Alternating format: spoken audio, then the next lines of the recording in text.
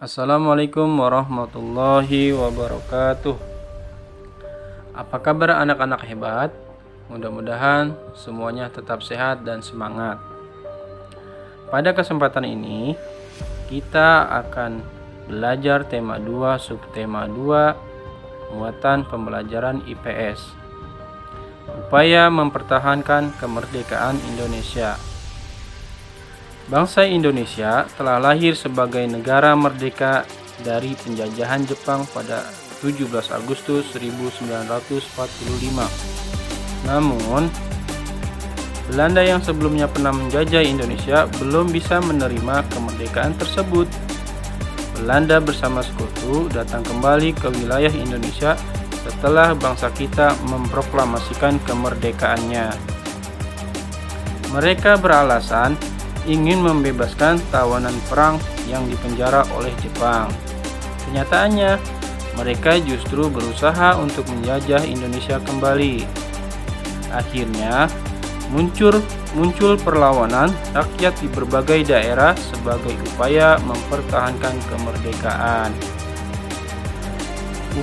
Upaya mempertahankan kemerdekaan yang dilakukan Indonesia yaitu: pertama, melalui pertempuran fisik. Kedua, diplomasi. Dan terakhir nanti kita akan membahas agresi militer Belanda. Namun, pada hari ini kita hanya membahas tentang upaya mempertahankan kemerdekaan yang dilakukan melalui pertempuran fisik. Pertempuran fisik tersebut antara lain sebagai berikut. Yang pertama, pertempuran 5 hari di Semarang. Kedua, pertempuran Medan Area. Ketiga, Bandung Lautan Api. Keempat, pertempuran Ambarawa. Dan terakhir, pertempuran 10 November di Surabaya. Nah, yang pertama, pertempuran 5 hari di Semarang. Peristiwa ini terjadi pada Oktober 1945 karena pasukan Jepang di Semarang menyerang Tentara Keamanan Rakyat atau TKR untuk membebaskan orang-orang Jepang yang masih ditahan. Jepang juga disebut telah meracuni sumber air minum di Semarang sehingga Dr. Karyadi memeriksa sumber air tersebut. Namun, ia gugur oleh tentara Jepang sehingga menyulut amarah rakyat. 15 sampai 19 Oktober 1945 terjadi pertempuran di Simpang 5 Tugu Muda antara pasukan TKR melawan tentara Jepang yang dipimpin oleh Mayor Kido. Kedua, pertempuran Medan Area. Pada Oktober 1945, anggota NIKA yang datang dengan alasan membebaskan tentara Belanda yang ditawan Jepang menginjak-injak bendera merah putih. Akibatnya, meletuslah pertempuran antara tentara Indonesia dan tentara Belanda.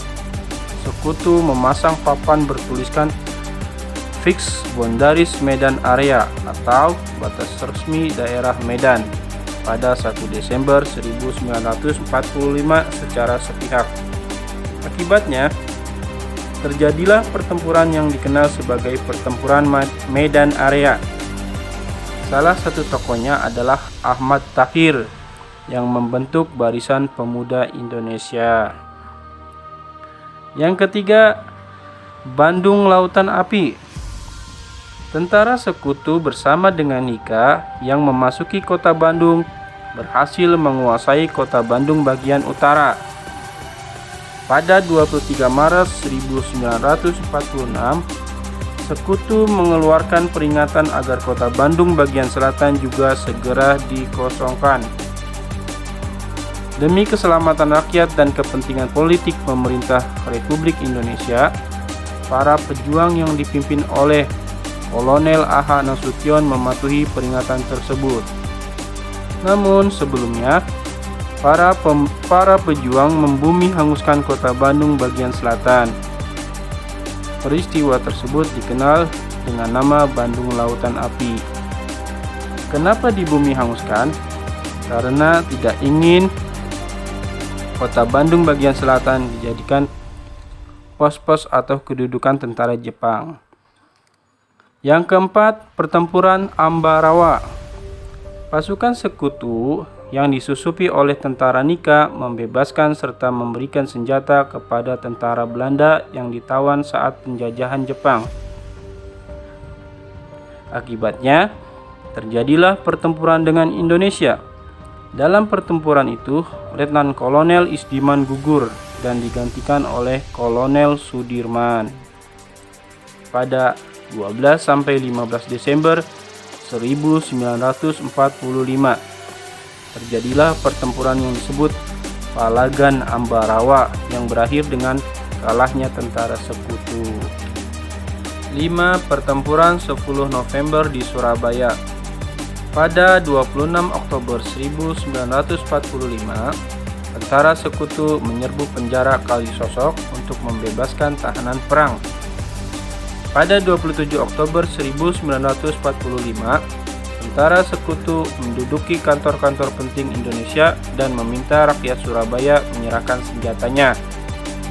Namun, rakyat menolak perintah tersebut sehingga terjadilah pertempuran antara sekutu dengan rakyat Indonesia.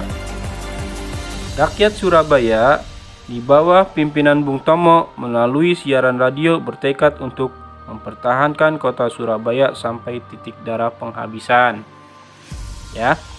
Jadi, Bung Tomo dan arek-arek Surabaya bertekad untuk bertempur dan menolak menyerahkan senjata kepada tentara sekutu. Demikian penjelasan hari ini. Semoga kalian paham. Jangan lupa untuk mencatat untuk bahan belajar kalian selanjutnya. Terima kasih. Semoga selalu semangat belajar dari rumah. Jangan lupa untuk subscribe ya. Assalamualaikum warahmatullahi wabarakatuh.